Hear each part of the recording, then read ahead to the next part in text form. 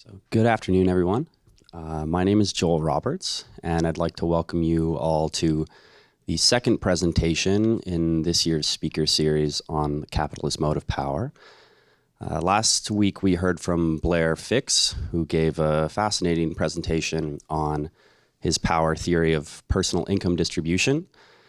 And next Wednesday, we'll hear from James McMahon on whether the power of mass culture is profitable. And this week we have the pleasure of listening to Troy Cochrane, whose presentation is entitled From Colonialism to Climate Change, the Power to Externalize. So Troy's research interests focus on the quantities and qualities of capital accumulation. More specifically, he's developed new ways of thinking about the complex qualitative power processes that are symbolically expressed through accumulation demarcated in financial terms. His doctoral dissertation, which examined the De Beers diamond cartel, showed how their business success required the construction of associations between diamonds, families, those governing the diamond trade, and other actors far beyond the workplace. And currently, Troy is a postdoctoral fellow at Osgood and Ryerson, and in that capacity, he is working with members of the Secwepemc Nation on an analysis of the Kinder Morgan Trans Mountain expansion, which threatens their land and contravenes their inherent jurisdiction. He is also doing research with the Blackwood Gallery at the University of Toronto, Mississauga, for a multi-artist installation exploring local expressions of climate change. And besides his professional work, Troy is also a partner and a proud father of 2 children. So Troy is going to speak for about 40 minutes, and then we'll take 40 minutes to an hour, and then we'll take a 10-minute break, followed by approximately another 40 minutes, and then a Q&A. And so with that, I'll hand it off to Troy. Thank you, Joel. Those numbers are rough estimates. I want to start off with a caveat that I think will be familiar and academics will be sympathetic to, of having written an abstract on a topic that you are thinking about but don't entirely have pinned down. This is something that you want to talk about. So what I present today is definitely connected to what I speculated I would write about in the abstract. But in the abstract, I suggested I would present this history of externalization as this counterpart to accumulation. And what ended up happening was I thought much more about the theoretical bases that would allow that sort of history to be told. So I'm hoping theory doesn't lend itself to exciting presentations in quite the same way that history does. History lends itself to stories that you can always return to that can keep people engaged. Hopefully I can explore this theory in a way that is engaging and provocative. But at this point, the history, which I think is still very much a history that can be told, is more suggestive than it is definitive, that being the history of systemic externalization as the necessary counterpart to accumulation. So for the presentation, I'm going to begin. Oh, and also just I'm using presenter view on PowerPoint. I've become very dependent on presenter view because I love the notes that I can enter in PowerPoint. But I can't use presenter view with this screen, unfortunately. So I'm going to have to move forward slide by slide on both. So hopefully I don't mix them up and I can keep coordinated. So I'm going to start with 2 titles, one from an academic journal article and the other from a newspaper headline. That went forward and this one did not.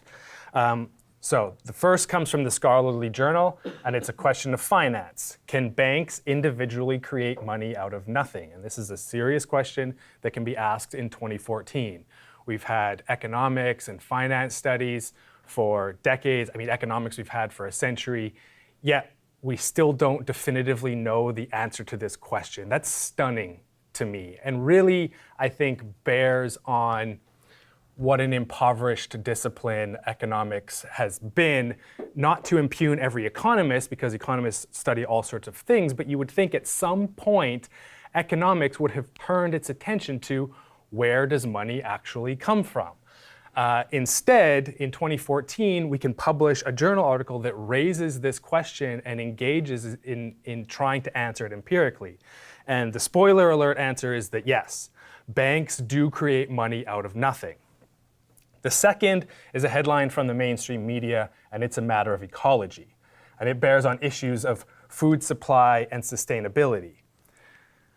I think these are necessarily linked, and I think that they are linked.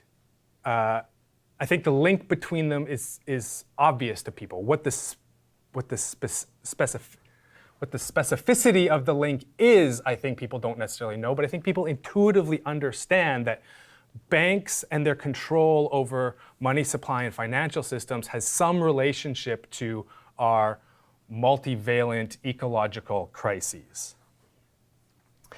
So I think that we can, if we link them, we can then ask, are banks destroying insect ecosystems? Alternatively, we can say, because we know that banks are creating money out of nothing, that destroying ecosystems creates money out of nothing. And I think the two are unified by the complex of processes that we sum up as growth. And a fundamental claim for this talk will be that there is no growth. Materially, at the global level, there is no growth. We don't add any more stuff to the world. So if there is no growth, then, oh, sorry, and I have a quote to help back myself up, and this comes from Howard Odom, who says, with the exception of energy flows, the geobiosphere, for the most part, is a closed system of the type whose materials are cycled and reused. So we have energy flowing through, but the materiality we don't add or subtract to it. The Earth is a closed system. So therefore, at the material level, there is only transformation and reorganization. Humans and non-humans, living and non-living entities are constantly altering the qualitative makeup of the Earth. We make it from one state into a brand new state. We are not the only ones that do that. Other beings on the Earth do that also. So what I have shown here are a 150-foot Nazca-line spider in Peru, the Burj Khalifa lit up with the flag of India, Mount Etna in Italy, and a massive excavated leafcutter ant colony in Brazil. And the transformations are geographical and genetic, biological, ecological, cultural, with economic consequences, including assessments of costs, benefits, and what we claim to be growth. So this raises the question once again, what is growth? And I will claim at this point that growth is strictly an accounting outcome. Incidentally, and for the same reason, surplus and profit are also strictly accounting outcomes. And for now, we will put the question on hold to think a bit more about the processes of transformation and reorganization. And I want to go back to that Odom quote, with the exception of energy flows, the geobiosphere, for the most part, is a closed system of the type whose materials are cycled and reused. So the Earth is closed materially, but open energetically. Energy is required to power the processes of transformation and reorganization. And humans are unprecedented in their ability to capture and utilize energy flows and stores to affect qualitative transformation. Humans can transform the material makeup of the Earth across a range of paces and scales with both brutal destructive force and highly precise constructive ability, unmatched by any other entity. And we have here a nuclear bomb less than a millisecond after detonation, when it already measures more than 20 meters across. We have Gaudi's still unfinished Sagrada Familia Church. We have a Japanese high-speed train, and an image of the IBM logo constructed out of individual atoms. So humans have the capacity for this incredible range of material transformation. Now, I'm not the first researcher working with the capital as power framework, the power theory of value approach, to turn my attention to energy. Tim DiMuzio, Blair Fix, as well as Jonathan Nitzan and Shimshon Bickler. Oh, yeah, I did not. Pardon me. Thank you.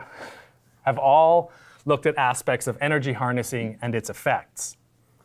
Thankfully, none have fallen for the trap of trying to reduce social processes to energy flows.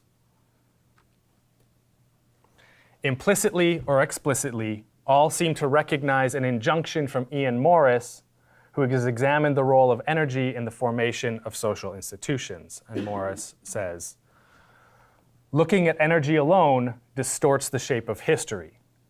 Energy cannot explain the contingencies of contemporary social institutions. The relationship between energy and social institutions is highly nonlinear.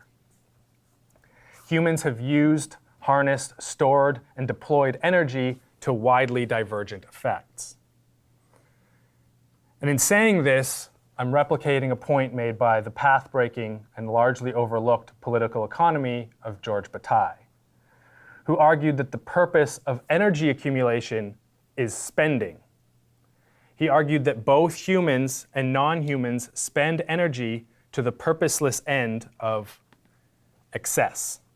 And this excess is both biological, where we find things like coral reefs and tigers, beetles, rainforests, blue-footed boobies, mushrooms, seahorses, and of course, much, much more. It is also anthropological.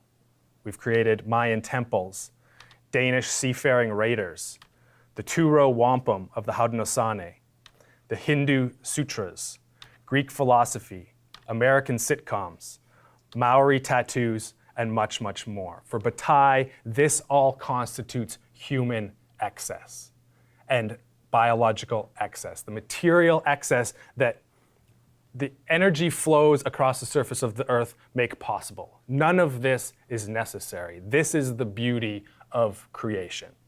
And in this way, Bataille really pulls the rug out of any attempt to construct a notion of surplus grounded on subsistence. Because rarely, if ever, do we exist in a state of pure subsistence. Pure subsistence is always a very transitory state. Instead, humans are always pursuing incredible qualitative excess, just as the earth itself, the living beings of the earth, are pursuing biological excess. Since there is no material addition, only varying paces and scales of transformation, I'm arguing that the power theory of value perspective brings us to the role of quantitative assessment. And the mechanism of that assessment is money. So let's start with the world in one material state. And there is a financial state of accounting that coincides with that material state. The world is transformed into a new material state with its own financial accounting. And we can now answer the question asked earlier, what is growth? By the structure I established between transformation and assessment, growth occurs when the second state of the world is preferred to the prior state of the world. The accounting expresses an aggregate preference for this second state. In other words, growth is a financial expression of aggregate preference for the new state over the prior state. However, this preference is not aggregated equitably. Preferences are weighted by power, by the ability to transform. In Nitzan and Bickler's words, Cree-order, the world in accordance with one's preferences. Further, the assessment is not performed by atomistic individuals, because as Deleuze argued in his reading of Hume, human beings are much less egoistic than they are partial. We, quote, belong to clans and communities. And these format our interests and shape our buying and selling, and thereby our assessment of the changing state of the world. or at least the world as it falls within our horizon. The interests of individuals within collectives bring them into alignment and conflict with other collectives. If interests were expressed in a purely individual manner, then perhaps markets could function as in the atomistic neoclassical utopia. However, the partiality of interests, generating dynamic shifts in competition and cooperation, ensure that they do not and cannot. Because collectives are stratified, they have differential buying power and differential capacities to coordinate and channel buying power. They have differential abilities to attract spending and pool liquidity. And this differential capacity is what results in accumulation, which is, as Nitzen and Bickler argue, differential. The aggregate of that accumulation, I'm suggesting, is growth. Therefore, growth is a function of power. Growth expresses the preference of the powerful for the new state of the world over the prior state.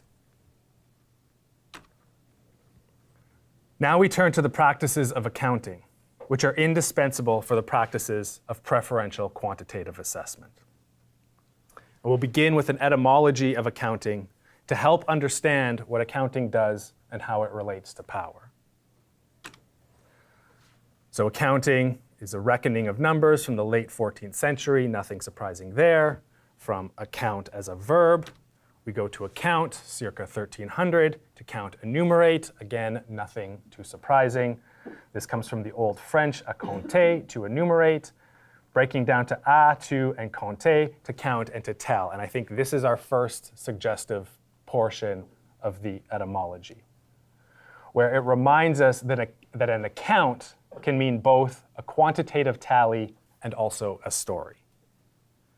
So we move to count from the Latin computere, with, together, to reckon, which has a Proto-Indo-European root of pau, which means to cut, strike, and stamp.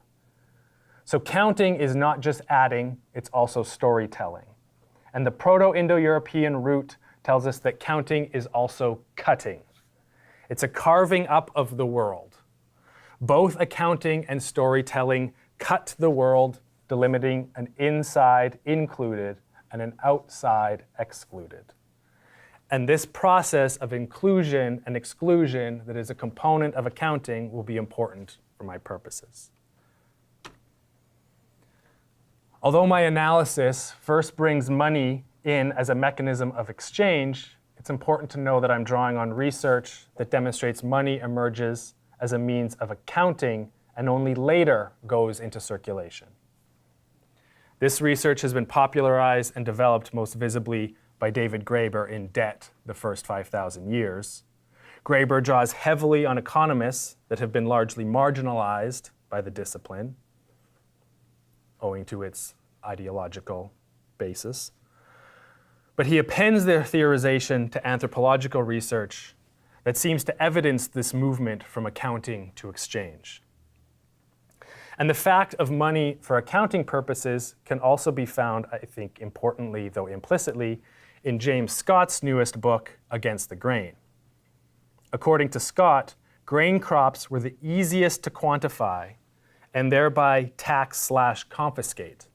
So we're an important part of the emergence of the state. And in his telling, Scott largely takes the role of accounting for granted. If you're going to tax it, you first have to count it. And in this understanding of money for the purposes, for the purposes of accounting, we come back to my starting place, which was, can banks individually create money out of nothing?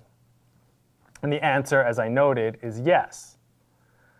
And they do so as an accounting procedure. They credit an account. The borrower is then able to circulate the money created, as long as too many of those with accounts don't try to do the same thing at the same time.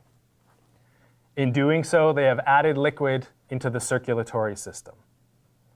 And this raises two questions, I think. The first, Why would a bank create money? Now, the article and our thinking today narrowly focuses on banks in this role. However, historically, and with the growing importance of so-called shadow banking, money is created by others than just banks. Anyone whose IOUs are trusted and can circulate for the exchange of goods can create money. So more properly, why would a lender create money? Lenders take a risk for the promise of a return. They expect that the money they lend will grow. Lending translates an expectation for the future into the present, which Nitzen and Bickler have identified as an important fact of capital and capitalization. And this is one of the key delineations between the power theory of value and the labor theory of value, where the labor theory of value is based on dead labor, previous circulations of production. The power theory of value focuses on the future, says it's a pricing of expectations. So lent money of account becomes available for circulation, where spenders perform their assessment, driving transformations.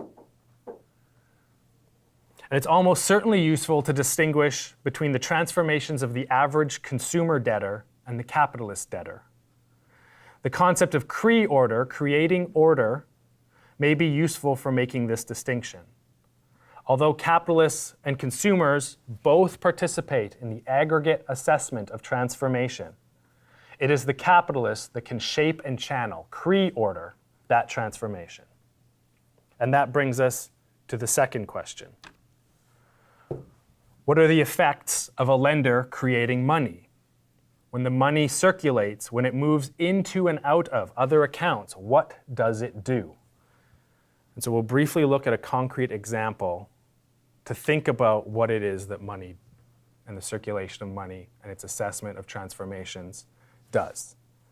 So this is an image of the famous Bolivarian salt flats, where when it rains, this water has nowhere to go, the ground is incredibly level, and so it sits and creates this mirrored surface. The salt flats are also incredibly high in lithium. Lithium is an important input to batteries, and the push is on to mine the salt flats because the electric car boom. So we have ever greater need for batteries. The ever greater need for batteries means an ever greater need for lithium. New sources of lithium are needed. The Bolivarian salt flats are a potential source of lithium. So this is a transformation that we could affect. We could transform the Bolivarian salt flats into lithium that goes into the batteries in the booming electric car industry. And it's a financially driven transformation. So how will the decision be made as to whether this transformation occurs or not? Which collectives will participate in the assessment of this transformation? What assessments will count?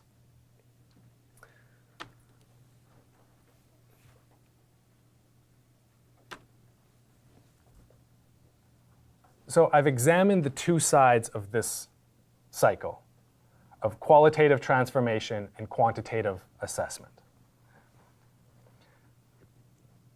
However, the empirical contents of the arrows, how we move from the one to the other, the actualization of the movement between qualities and quantities is unclear and uncertain. And this is due in part to political economy eschewing the nominal as merely nominal. The efforts of political economy to bypass financial quantities and get at the so-called real. It means we have little understanding for how nominal quantities are actually constructed on the basis of qualitative transformations. One thing we can say is that the quantitative assessment looks in both temporal directions, as I've already suggested. The lender looks forward with uncertain expectations of returns, while the accounts look back and gather the assessments of prior transformations. Nitzen and Bickler's work has focused on the forward-looking component. I want to consider the backward-looking accounting because that is where we find growth. Growth is always declared after the fact. We're always told that Canada's GDP increased X% last year. And I think for many of us, when we hear these declarations, there's an incongruity to it. where we read about yet more ecological disasters, but also hear about untold, renewed economic growth. How do these things fit together? So the central principle of modern accounting emerging out of the 14th century is the double entry. Of course, where we find debits and credits, we find outlays and incomes, we find costs and revenues. And if the latter are greater than the former, there are profits. But what makes those profits possible? What do these profits correspond to qualitatively? And my answer, I believe, comes up alongside the recent analysis of Jason Moore, whose concept of cheap nature bears much merit. However, Moore draws heavily on Marx's labor law of value, which is extremely problematic. Moore has his own theoretical sidesteps to avoid issues like the transformation problem. However, he retains a bottom-up notion of value creation and relative valuation. So in Moore's words, the substance of value is socially necessary labor time. He adds, but this cannot be the end of the story. For the relations necessary to accumulate abstract social labor are more expansive in scale, scope, speed, and intensity. He argues that in addition to the commodification of labor, capitalism must find ways to produce cheap nature, which are, he claims, use values produced with a, quote, below average value composition. And this approach places Moore squarely within the criticism of Marxist labor value theory offered by Cornelius Castoriadis in Value, Equality, Justice, Politics. Castoriadis says of Marx's value that it is shrouded in enigmas. And the enigmas, according to Castoriadis, are many. But we can consider just those contained in the words socially necessary. Castoriadis states to speak of socially necessary labor time implies that we know what socially necessary signifies, but he notes we do not. And I think coming from Bataille, where we live in a world of complex qualitative excess, that is difficult, if not impossible, to align with the concept of social necessity. At best, we can identify it locally. But if we then have local instances of social necessity, it upends our ability to use that concept to explain trade between differing groups, because those different groups then have different socially necessary labor times. And this leaves us unable to bridge the gap between the bottom-up theorization of a non-financial quantification, that's what Moore is effectively arguing for, that somehow pertains to financial quantities, which is why I argue we're better off adopting the top-down power theory of value, where we begin with observable financial quantities and try to understand the qualitative transformations for which these values do and do not account. From a top-down accounting perspective, costs are reduced through externalization. Labor is made cheap through our accounting. So let's go back to the end of our etymological exploration, where we have the Proto-Indo-European root of pow, or to cut, strike, and stamp. And I said that cutting sets a boundary. It includes and it excludes. Only certain accounts count. In the process, many transformations and the assessments of those affected by those transformations are excluded from the accounting. In other words, the effects are externalized. So to illustrate, let's consider the Dutch East India Trading Company, known by its Dutch initials, the VOC. And the VOC was a watershed firm for capitalism. It's the first company ever listed on a stock exchange. It's possibly the most successful corporation of all time. For over 200 years, the VOC's dividends average 18% on capitalization. That's a phenomenal achievement. No other corporation has come anywhere near that, and likely never will. So how did it realize those profits? The qualitative transformations affected by the VOC are profound and wide-ranging. Narrowing down to VOC activities in the so-called Spice Islands, now part of Indonesia, we consider how first the VOC warred with Indonesian polities and disrupted existing relationships, including trade routes. Then they exploited intra-elite rivalries. This allowed them to concentrate their strength in Batavia, and they could maintain more easily a monopoly over the spice trade without extensive and intensive occupation of the islands, greatly reducing their costs. The populace that endured the internecine violence that resulted, the spice producers that lacked alternative outlets for their product, the spice workers that suffered the downstream effects of reduced prices, all experienced external consequences. The lenders that backed the VOC, that provided it with the capital to undertake its pre-ordering projects, realized their growth only because others bore externalized costs. And that brings me to the final part of the talk, the rarely considered counterpart to externalization, which is internalization. And by this I mean, how do things come back onto the books? How do previously excluded accounts get assessed? And I thought of 3 examples that suggest 3 possible channels, although undoubtedly there are others. The first is found in the eventual demise of the VOC. As with its rise, the reasons are many. One, however, is the realignment of indigenous nations against the European interlopers. The previous strategy of control was failing, raising the costs of subduing the population and protecting its trade monopoly. The waning monopoly brought greater competition and falling prices, which eventually eliminated the profit margin, which eliminated the dividend, and the VOC collapsed very quickly. The second can be found in the asbestos class action lawsuit that resulted in multi-billion-dollar settlements for sufferers of asbestosis, mesothelioma, and other asbestos-related lung diseases. The cost of producing asbestos-containing products was reduced by externalizing them into the bodies of workers, who were initially ignorant of the effects and therefore unable to properly assess the transformations they were participating in. As the effects became known, the producers denied them to maintain lowered production costs. Eventually, the lawsuits and settlements bankrupt hundreds of producers, but not before billions in profits had been withdrawn from the industry by owners.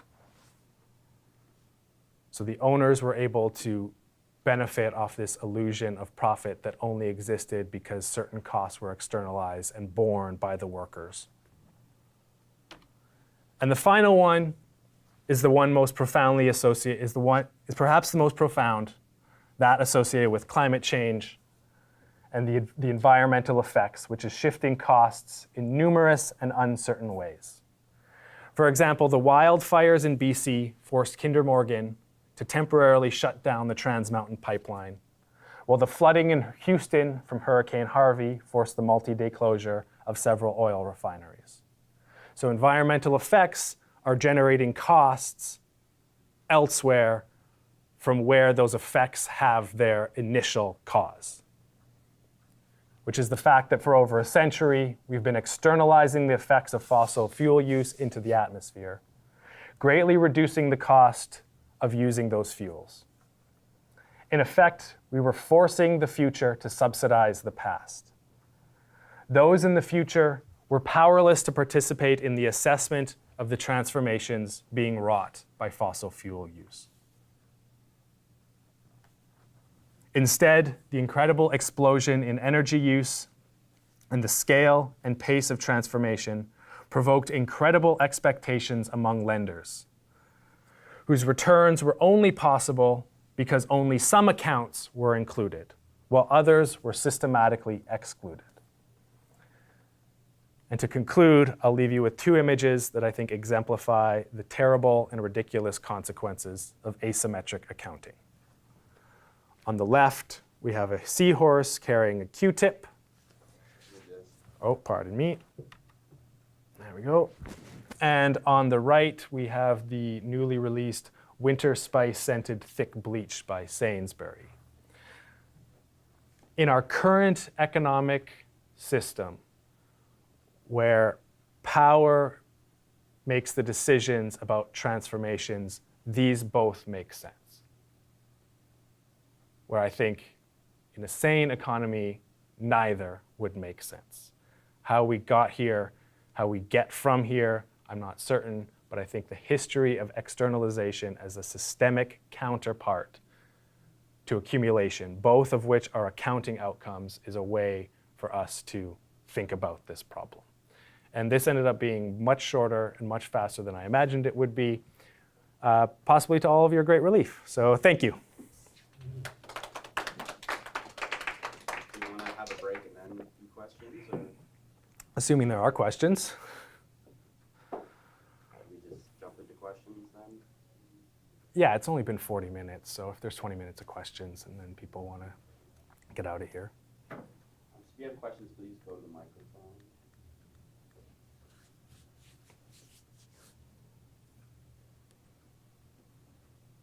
Should I just do it all over again?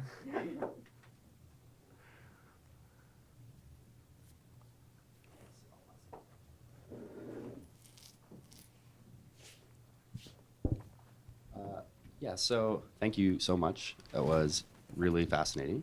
I'm wondering if you could, I mean, I haven't fully worked through this question, but I'm wondering if you could explain a little bit more or what goes into the decisions around what is included and excluded in the accounting process. I think it's a power. I mean, power can become this tautological explanation. Why didn't that occur? Power. And I think power generally is what needs to be explained rather than what explains. But I think looking at effects that have not been accounted for are a way of trying to understand what the power is on the ground. Which then leads me to what I think is a somewhat fraught position, that those who are struggling against any kind of capitalist entity should at the very least be accounted for. The problem is that once you're accounted for, you essentially bear a price. So I think the perfect example of this was when the James Bay Cree were resisting Hydro-Quebec's plan to build a dam that was going to flood their land. The resistance took all types of qualitative forms, and they were refusing to allow this dam to be built. And eventually, one of the chiefs provided a figure, said $1 billion. He assumed this was a figure far beyond what Quebec Hydro would be willing to pay, but it was intended to convey the idea that our land is far more valuable to us than it is for you to flood. However, once he had appended this number on, then the negotiations could really begin. So as long as you don't have a number appended to it, the value is effectively zero. So for many of the communities that are going to be affected by the Trans Mountain expansion, their value will get at best some lip service. You know, we are concerned about the effect on local communities of having to build a giant so-called man camp to build this, which are known to have detrimental social effects in neighboring communities, but we'll pay lip service to your concerns, but we won't actually factor it into our accounting. Those costs won't become part of our calculation. However, once you do attach a number to it, then you can end up in the situation of the James Bay Cree, who, having put forward this number, now found themselves subject to all sorts of countervailing claims and pressure to, you know, bring down this clearly ridiculous figure, and they ended up having to settle for, you know, I think it would end up being $500 million, which doesn't replace all of the qualitative destruction to the communities that lived in that area. So I guess just a follow-up to this, and I think this question is probably quite quite broad and would be very difficult to answer, but have you given any thought to what like alternative accounting systems or more democratic forms of accounting, how they have these existed historically, or are there examples of them? I find myself, and I have not developed this very far at all, but wondering what would happen if the accounts had to balance, if there could be no profit showing. If we recognize that every transformation is ultimately giving something up in favor of something else, what would that do? I think it would force us to be much more honest in making those decisions. Because the presentation's not to suggest that we should never affect these transformations. Like Bataille says, we're prone to these incredible excesses. We're constantly transforming the earth. But we exist now at a scale where we need to have some means of assessing the transformations that we want to make. The problem is that the say over the transformations is not distributed equitably. So what would a democratic accounting look like? I think it would be one where no profits can come out in the end. Everything has to be balanced. I think that's at least a first step towards having a better grasp on what would we be giving up if we were to start mining the Bolivarian salt flats. And is that a transformation that we want to actually affect? But is that only a question of accounting? I mean, would that only be a question of accounting? I mean, can we answer that question? So we cannot answer that question, I guess you raised, only in terms of like value in the strict sense of the word, yeah. But then like integrate values in it. Yes. Right? Yeah, which this should be, I think, the fundamental issue of political economy is how values meet value, the actual observable financial quantities. Like I said, the problem has been that political economy has just turned its back on these nominal values, so we don't totally understand how those values relate to all of the other values that get translated into that. I think we all make our own assessments all the time and our own trade-offs without appending financial quantities to them. As a means of coordinating 7 billion people globally, I think we need pricing and accounting. Is it the definitive process for making these kinds of transformative trade-offs? No, I don't think so.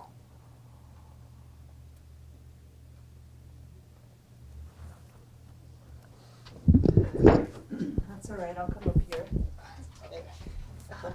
I'm Ellie Perkins from the Faculty of Environmental Studies. Hi. Hi, and I'm an ecological economist, and I've just come back from the Canadian Society for Ecological Economics conference in Montreal. Okay. And there were a number of panels there about the relationship between finance and ecological depredations. There were also a number of sessions about looking ahead to where climate change is leading the world. And there were a number of sessions on indigenous worldviews and the relationship between culture and economics and governance.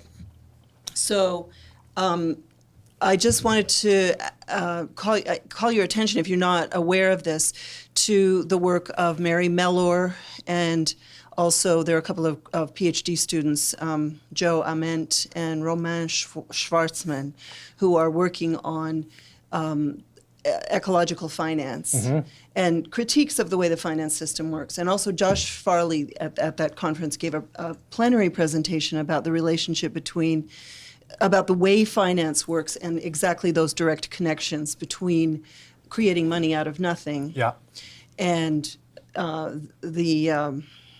and climate change, right? The ecological crisis. I wanted to say that I think that where you say that valuation is necessary in order to have effective global governance, I think I have to disagree with that, because it's for the same reason that you gave in your example about the Cree.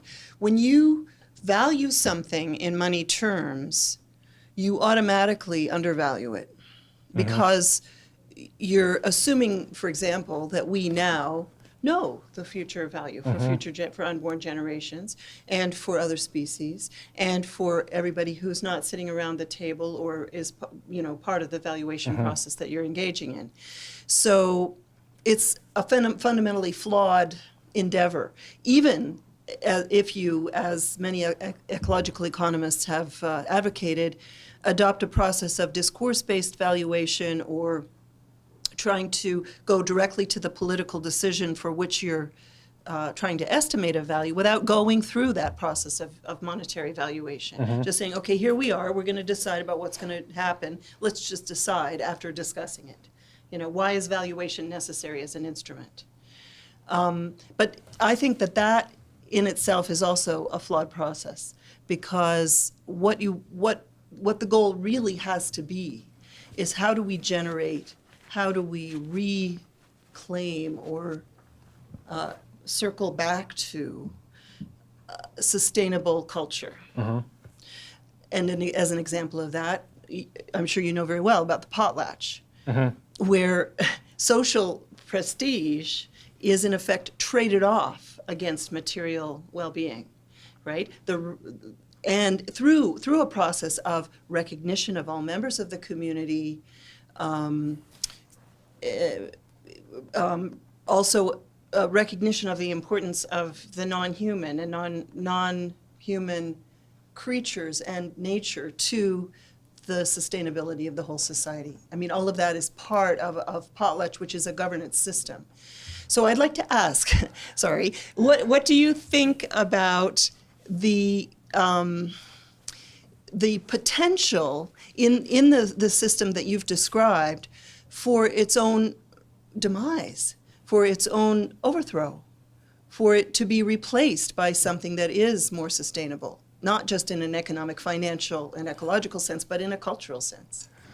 Not just for humans, but for everyone. It's one of those questions, and I'm going to guess that you're the same, where depending on the day that you ask me, I'm either incredibly hopeful that, yes, humans have this incredible capacity to save ourselves from our own excesses, and then you ask me on another day, I'm like, no, we're fucking doomed. Like every compiling issue, if you just follow George Mabayat on Twitter, you just feel like, what can we possibly do? You go to any part of the world and you kind of look at how one community is living and these people trying to just eke out, any kind of living, and then the destruction that sort of flows out from that, often not of their own making. It's just trying to live in the world as it is. We are all participating in its destruction. I would say that right now I'm on a down ebb of sort of feeling like what is the possibility? When I'm on the up ebb, every problem that you've identified with valuation and quantification and monetization, I absolutely agree with. But I also see prices as this incredibly powerful language. So in this sense, I have something in common with the Austrians, that it is this information synthesis. And for many of our processes that presumably we want to sustain, we do need to synthesize information about the lives of millions, if not billions, of people. And prices are a way that allow us to do that. If we eliminated power from the price-making process, I think they would look a lot different and they would have a very different effect. Another thing I often come back to is, what if, so I started out in economics. I did an undergrad in economics and a master's in economics. And I was disgusted by it almost immediately. And when I sought respite, I turned to ecological economists, and Herman Daly was one of the first places where I was like, here's an economist doing something very different with it. He really inspired me to okay, carry on this path. And he was trying to do these alternative quantifications. And so that has kind of remained in the back of my head as something that we need to be doing, because qualitatively the world is incomprehensible. We cannot make any sense of it, even at a very local scale. So I think prices are necessary for the scale that we hope to live. If we were to radically alter our discount rates and instead maybe invert them, if we were to explicitly adopt like a 7-generation thinking so that we are trying to have the future generations at the table, so we're not saying it's okay that we're fucking up the earth now because they're going to invent technologies that will make it all okay, it would look very different. I mean, you've really gotten at the heart of what I don't know and what I would participate in trying to effect going forward. So shortly before he passed, I was working with Art Manuel, and he was the one who really helped me understand the razor's edge that exists between being quantified and not. So Art, working with his partner Nicole, had the first successful non-nation submission to the World Trade Organization. And it was on behalf of the US government, which was claiming that Canada subsidized the softwood lumber industry. His argument for the subsidization was that they are taking trees from indigenous territory without paying for them. So for him, it was important for the indigenous people to intervene in this pricing process and to say, these are our trees, you took them, you owe us something for them.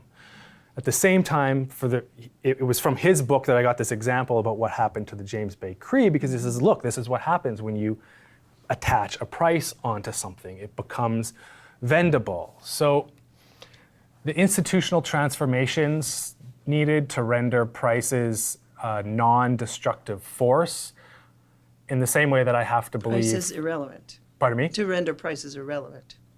No, I think prices can be used as an information amalgamating mechanism.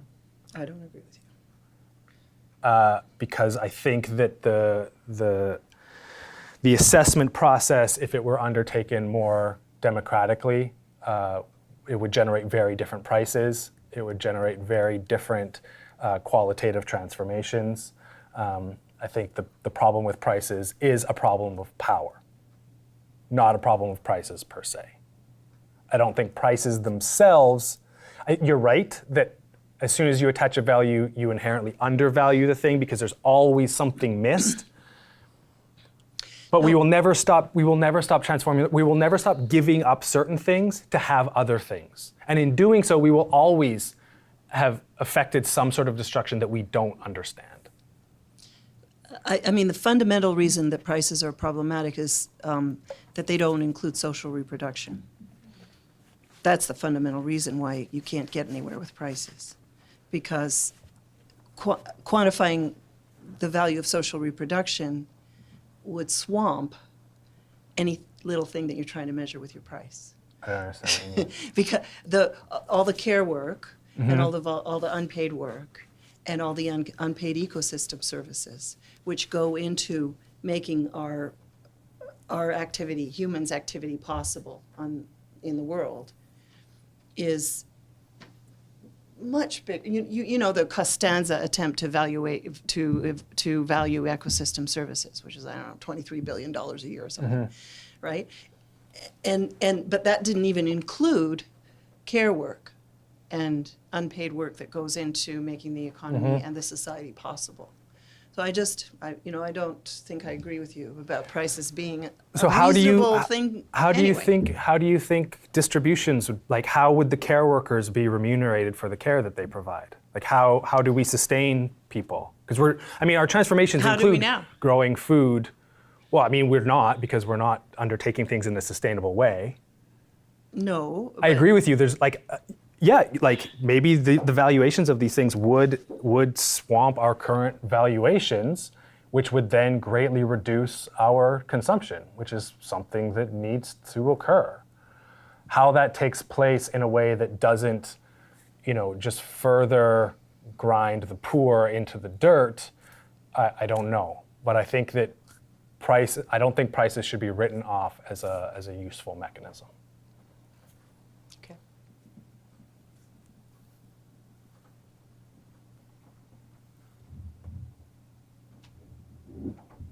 Okay, well, thank you all for coming and participating in this simulating discussion.